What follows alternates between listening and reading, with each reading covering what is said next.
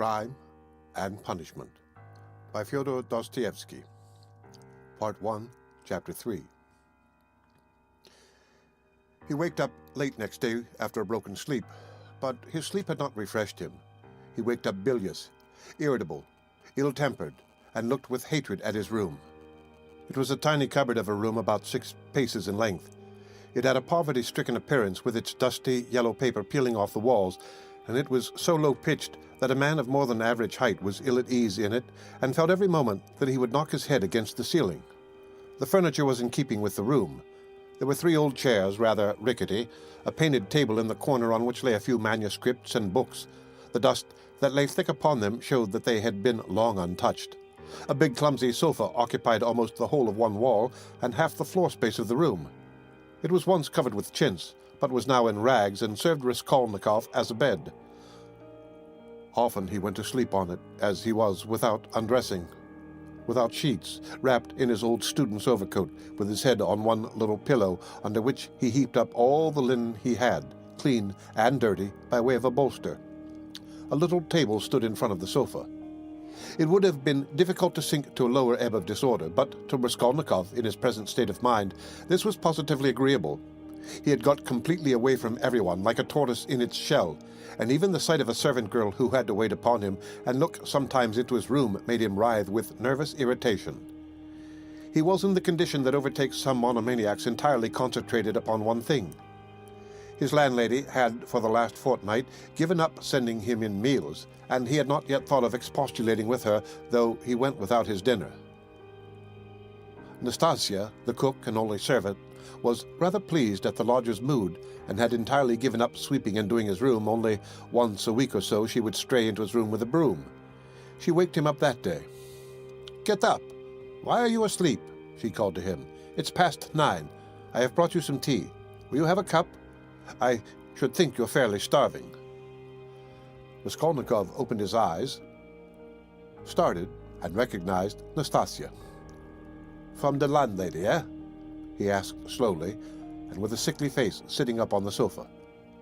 "From the landlady, indeed." She set before him her own cracked teapot full of weak and stale tea, and laid 2 yellow lumps of sugar by the side of it. "Here, Nastasia, take it, please," he said, fumbling in his pocket, for he had slept in his clothes, and taking out a handful of coppers. "Run and buy me a loaf, and get me a little sausage, the cheapest at the pork butcher's." "The loaf I'll fetch you this very minute, but wouldn't you rather have some cabbage soup instead of sausage? It's capital soup, yesterday's. I saved it for you yesterday, but you came in late. It's fine soup." When the soup had been brought, and he had begun upon it, Nastasia sat down beside him on the sofa and began chatting. She was a country peasant woman, and a very talkative one. "Praskovya Pavlovna means to complain to the police about you," she said. He scowled. "To the police? What does she want?" "You don't pay her money and you don't turn out the room. That's what she wants, to be sure." "The devil! That's the last straw," he muttered, grinding his teeth. "No, that would not suit me just now.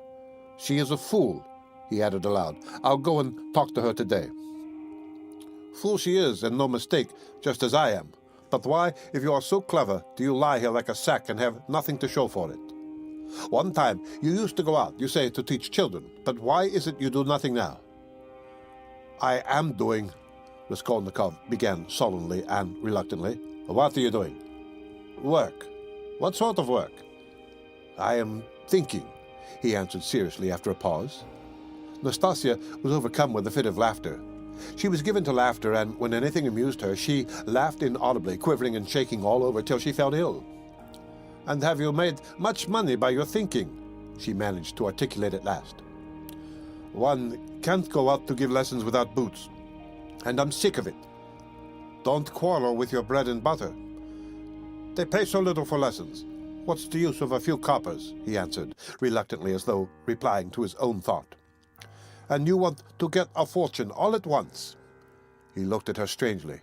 "Yes, I want a fortune," he answered firmly after a brief pause. "Don't be in such a hurry. You quite frighten me. Shall I get you the loaf or not?" "As you please. Oh, I forgot. A letter came for you yesterday when you were out. A letter? For me? From whom? I can't say. I gave 3 kopecks of my own to the postman for it. Will you pay me back? Then bring it to me, for God's sake, bring it, cried Raskolnikov, greatly excited. Good God! A minute later, the letter was brought him. That was it, from his mother, from the province of R. He turned pale when he took it. It was a long while since he had received a letter, but another feeling also suddenly stabbed his heart. Nastasia, leave me alone, for goodness' sakes. Here are your 3 kopecks, but for goodness' sake, make haste and go. The letter was quivering in his hand. He did not want to open it in her presence. He wanted to be left alone with this letter. When Nastasia had gone out, he lifted it quickly to his lips and kissed it. Then he gazed intently at the address, the small, sloping handwriting so dear and familiar of the mother who had once taught him to read and write. He delayed. He seemed almost afraid of something. At last he opened it. It was a thick, heavy letter, weighing over 2 ounces. 2 large sheets of notepaper were covered with very small handwriting. My dear Rodya, wrote his mother, it's 2 months since I last had a talk with you by letter, which has distressed me and even kept me awake at night thinking. But I am sure you will not blame me for my inevitable silence. You know how I love you. You are all we have to look to, Donya and I. You are our all, our one hope, our one stay. What a grief it was to me when I heard that you had given up the university some months ago for want of means to keep yourself, and that you had lost your lessons and your other work. How could I help you out of my 120 rubles a year pension? The 15 rubles I sent you 4 months ago I borrowed, as you know, on security of my pension from Vasily Ivanovich Favrushin, a merchant of this town. He is a kind-hearted man, and was a friend of your father's too. But having given him the right to receive the pension, I had to wait till the debt was paid off, and that is only just done, so that I've been unable to send you anything all this time. But now, thank God, I believe I shall be able to send you something more, and in fact, we may congratulate ourselves on our good fortune now, of which I hasten to inform you. In the first place, would you have guessed, dear Rodya, that your sister has been living with me for the last 6 weeks, and we shall not be separated in the future? Thank God her sufferings are over, but I will tell you everything in order so that you may know just how everything has happened and all that we have hitherto concealed from you. When you wrote to me 2 months ago that you had heard that Dunya had a great deal to put up with in the Svidrigaïlov's house, when you wrote that and asked me to tell you all about it, what could I write in answer to you?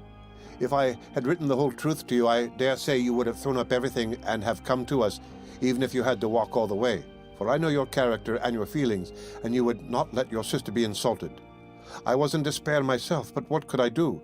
And besides, I did not know the whole truth myself then. What made it all so difficult was that Dunya received 100 rubles in advance when she took the place as governess in their family, on condition of part of her salary being deducted every month. And so it was impossible to throw up the situation without repaying the debt. This sum, now I can explain it all to you, my precious Rodya, she took chiefly in order to send you 60 rubles, which you needed so terribly then, and which you received from us last year. We deceived you then, writing that this money came from Dunya's savings, but that was not so. And now I tell you all about it because, thank God, things have suddenly changed for the better, and that you may know that Dunya loves you, and what a heart she has. At first, indeed, Mr. Svidrigaïlov treated her very rudely and used to make disrespectful and jeering remarks at table. But I don't want to go into all those painful details, so as not to worry you for nothing when it is now all over. In short, in spite of the kind and generous behavior of Marfa Petrovna, Mr. Svidrigaïlov's wife, and all the rest of the household, Dunya had a very hard time, especially when Mr. Svidrigaïlov relapsed into his old regimental habits and was under the influence of Bacchus. And how do you think it was all explained later on?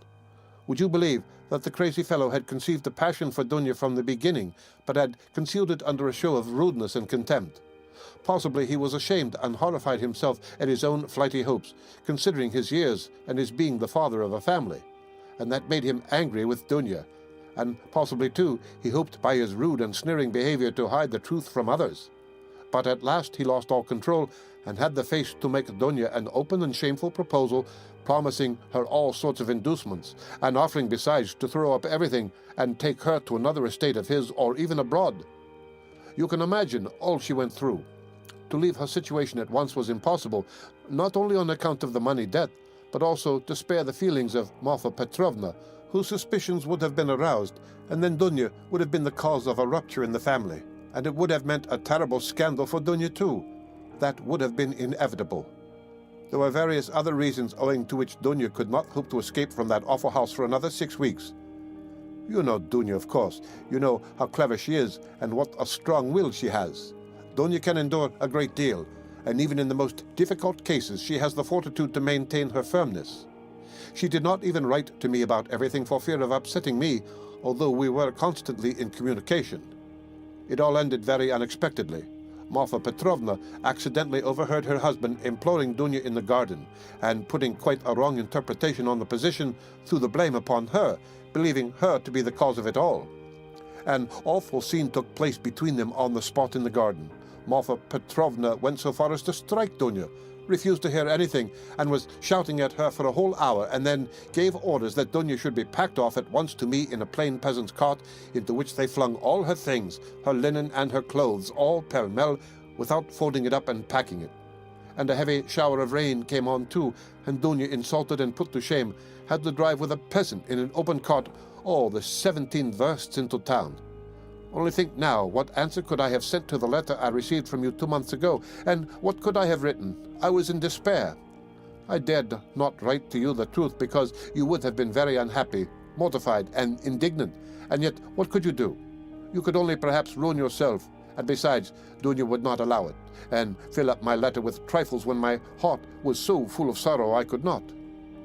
For a whole month the town was full of gossip about this scandal, and it came to such a pass that Dunya and I dared not even go to church on account of the contemptuous looks, whispers, and even remarks made aloud about us.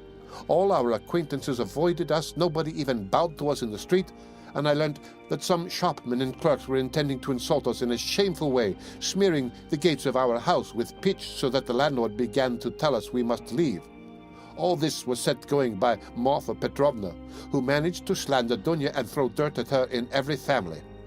She knows everyone in the neighborhood, and that month she was continually coming into the town, and as she is rather talkative and fond of gossiping about her family affairs, and particularly of complaining to all and each of her husband, which is not at all right, so in a short time she had spread her story not only in the town, but over the whole surrounding district.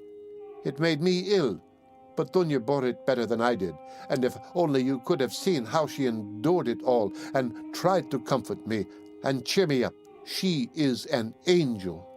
But by God's mercy our sufferings were cut short. Mr. Sid Regrelov returned to his senses and repented, and probably feeling sorry for Dunya, he laid before Marfa Petrovna a complete and unmistakable proof of Dunya's innocence in the form of a letter Dunya had been forced to write and give to him before Marfa Petrovna came upon them in the garden.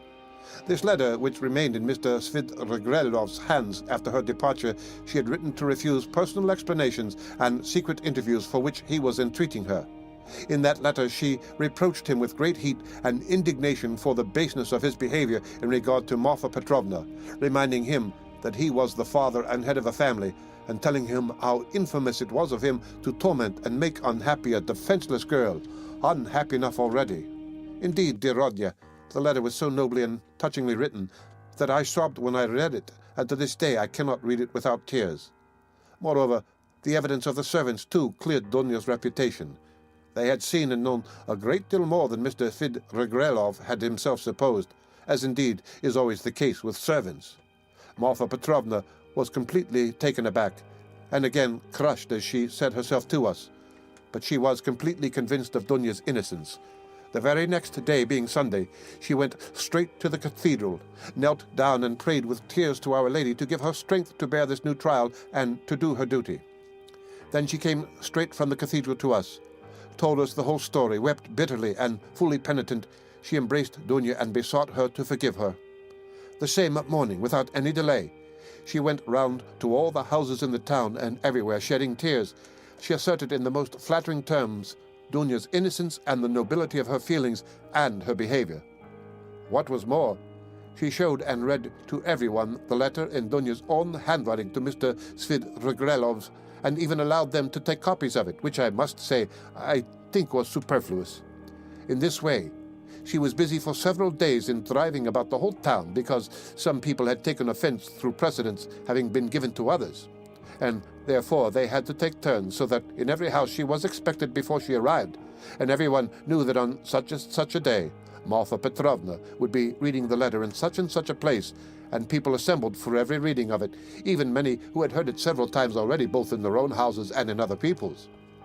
In my opinion, a very great deal of all this was unnecessary, but that's Marfa Petrovna's character. Anyway, she succeeded in completely re-establishing Dunya's reputation, and the whole ignominy of this affair rested as an indelible disgrace upon her husband as the only person to blame, so that I really began to feel sorry for him. It was really treating the crazy fellow too harshly. Dunya was at once asked to give lessons in several families, but she refused. All of a sudden, everyone began to treat her with marked respect, and all this did much to bring about the event by which, one may say, our whole fortunes are now transformed. You must know, dear Rodya, that Dunya has a suitor, and that she has already consented to marry him. I hasten to tell you all about the matter, and though it has been arranged without asking your consent, I think you will not be aggrieved with me or with your sister on that account, for you will see that we could not wait and put off our decision till we heard from you. And you could not have judged all the facts without being on the spot. This was how it happened. He is already of the rank of a councillor, Thor Petrovich Luzin, and is distantly related to Marfa Petrovna, who has been very active in bringing the match about. It began with his expressing through her his desire to make our acquaintance. He was properly received, drank coffee with us, and the very next day he sent us a letter in which he very courteously made an offer and begged for a speedy and decided answer. He is a very busy man and is in a great hurry to get to Petersburg, so that every moment is precious to him. At first, of course, we were greatly surprised, as it had all happened so quickly and unexpectedly. We thought and talked it over the whole day. He is a well-to-do man, to be depended upon. He has 2 posts in the government and has already made his fortune. It is true that he is 45 years old, but he is of a fairly prepossessing appearance and might still be thought attractive by women, and he is altogether a very respectable and presentable man. Only he seems a little morose and somewhat conceited. But possibly that may only be the impression he makes at first sight. And beware, dear Radya, when he comes to Petersburg, as he shortly will do, beware of judging him too hastily and severely as your way is, if there is anything you do not like in him at first sight. I give you this warning, although I feel sure that he will make a favorable impression upon you. Moreover, in order to understand any man, one must be deliberate and careful to avoid forming prejudices and mistaken ideas which are very difficult to correct and get over afterwards. And Fyodor Petrovich, judging by many indications, is a thoroughly estimable man. At his first visit, indeed, he told us that he was a practical man, but still he shares, as he expressed it, many of the convictions of our most rising generation, and he is an opponent of all prejudices. He said a good deal more, for he seems a little conceited and likes to be listened to, but this is scarcely a vice. I, of course, understood very little of it, but Dunya explained to me that, though he is not a man of great education, he is clever and seems to be good-natured. You know your sister's character, Radya. She is a resolute, sensible, patient, and generous girl, but she has a passionate heart, as I know very well. Of course, there is no great love either on his side or on hers, but Dunya is a clever girl, and has the heart of an angel, and will make it her duty to make her husband happy, who on his side will make her happiness his care. Of that we have no good reason to doubt, though it must be admitted the matter has been arranged in great haste. Besides, he is a man of great prudence, and he will see, to be sure of himself, that his own happiness will be the more secure the happier Dunya is with him. And as for some defects of character, for some habits, and even certain differences of opinion, which indeed are inevitable even in the happiest marriages, Dunya has said that, as regards all that, she relies on herself, that there is nothing to be uneasy about, and that she is ready to put up with a great deal if only their future relationship can be an honorable and straightforward one. He struck me, for instance, at first as rather abrupt, but that may well come from his being an outspoken man, and that is no doubt how it is. For instance, At his second visit, after he had received Dunya's consent, in the course of conversation, he declared that, before making Dunya's acquaintance, he had made up his mind to marry a girl of good reputation, without dowry, and above all, one who had experienced poverty because, as he explained, a man ought not to be indebted to his wife, but that it is better for a wife to look upon her husband as her benefactor. I must add that he expressed it more nicely and politely than I have done, for I have forgotten his actual phrases and only remember the meaning. And besides, it was obviously not said of design, but slipped out in the heat of conversation, so that he tried afterwards to correct himself and smooth it over.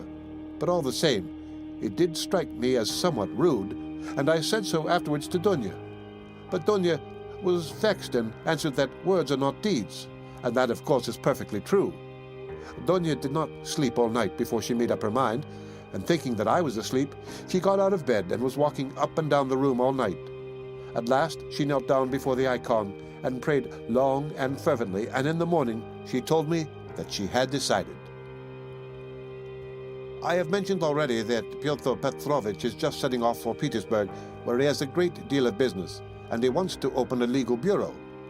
He has been occupied for many years in conducting civil and commercial litigation, and only the other day he won an important case. He has to be in Petersburg because he has an important case before the Senate. So, Rodya dear, he may be of the greatest use to you in every way indeed, and Dunya and I have agreed that from this very day you should definitely enter upon your career, and might consider that your future is marked out and assured for you. Oh, if only this comes to pass.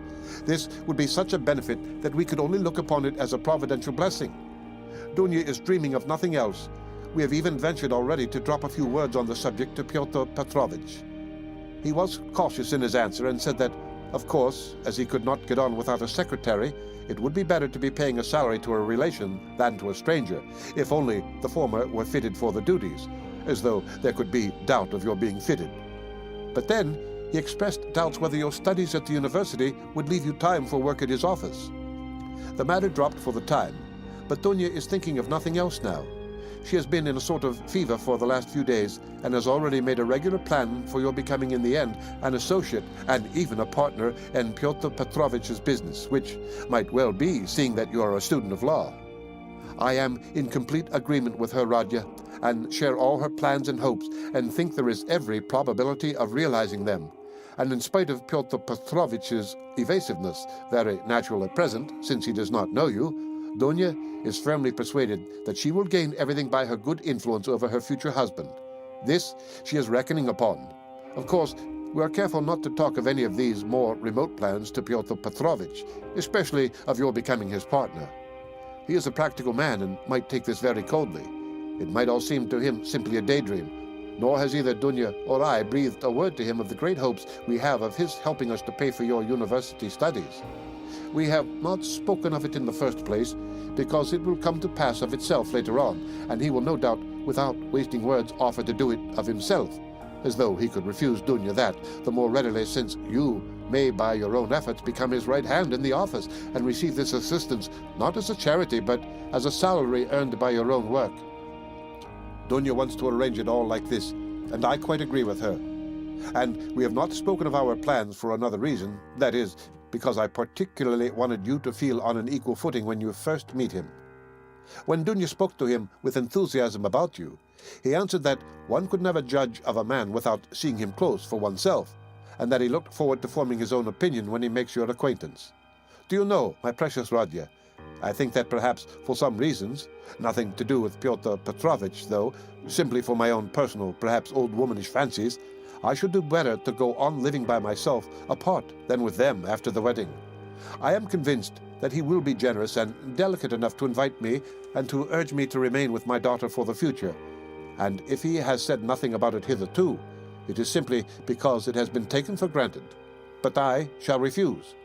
I have noticed more than once in my life that husbands don't quite get on with their mothers-in-law, and I don't want to be in the least bit in anyone's way, and for my own sake too, would rather be quite independent, so long as I have a crust of bread of my own and such children as you and Dunya.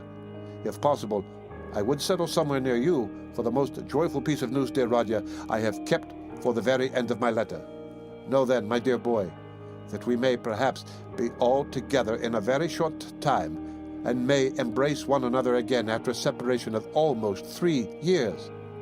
It is settled for certain that Dunya and I are to set off for Petersburg. Exactly when, I don't know, but very, very soon, possibly in a week.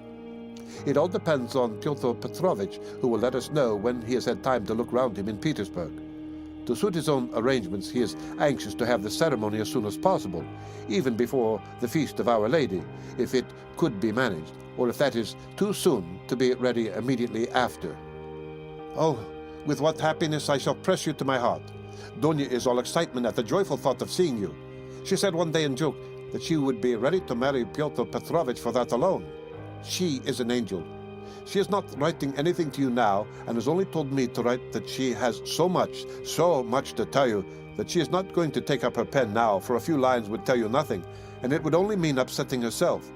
She bids me send you her love and innumerable kisses, but although we shall be meeting so soon, perhaps I shall send you as much money as I can in a day or two. Now that everyone has heard that Dunya is to marry Pyotr Petrovich, my credit has suddenly improved. And I know that Afanasy Ivanovich will trust me now even to 75 rubles on the security of my pension, so that perhaps I shall be able to send you 25 or even 30 rubles.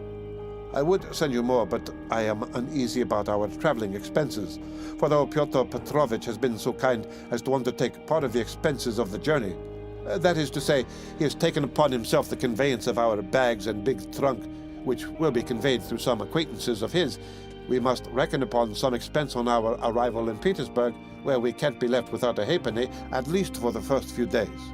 But we have calculated it all, Dunya, and I to the last penny, and we see that the journey will not cost very much. It is only 90 versts from us to the railway, and we have come to an agreement with a driver we know, so as to be in readiness. And from there, Dunya and I can travel quite comfortably third class, so that I may very likely be able to send you not 25 but 30 rubles. But enough. I have covered 2 sheets already, and there is no space left for more. Our whole history, but so many events have happened. And now, my precious Rodya, I embrace you and send you a mother's blessing till we meet. Love Dunya, your sister Rodya. Love her as she loves you, and understand that she loves you beyond everything, more than herself. She is an angel, and you, Rodya, you are everything to us, our one hope, our only consolation. If only you are happy, we shall be happy. Do you still say your prayers, Rodya, and believe in the mercy of our Creator and our Redeemer? I am afraid in my heart that you may have been visited by the new spirit of infidelity that is abroad today. If it is so, I pray for you. Remember, dear boy, how in your childhood, when your father was living, you used to lisp your prayers at my knee, and how happy we all were in those days. Goodbye. Till we meet then, I embrace you warmly, warmly, with many kisses. Yours to death, Rodion Raskolnikov. Almost from the first, while he read the letter, Raskolnikov's face was wet with tears, but when he finished it, his face was pale and distorted, and a bitter, wrathful, and malignant smile was on his lips. He laid his head down on his threadbare, dirty pillow, and pondered a long time. His heart was beating violently, and his brain was in a turmoil. At last he felt cramped and stifled in the little yellow room that was like a cupboard or a box. His eyes and his mind craved for space. He took up his hat and went out, this time without dread of meeting anyone. He had forgotten his dread. He turned in the direction of Vasilyevsky Ostrov, walking along Valievsky Prospect as though hastening on some business. But he walked as his habit was, without noticing his way, muttering, and even speaking aloud to himself, to the astonishment of the passers-by. Many of them took him to be drunk. The end of Part 1, Chapter 3 of Crime and Punishment. Read by Rick Kistner.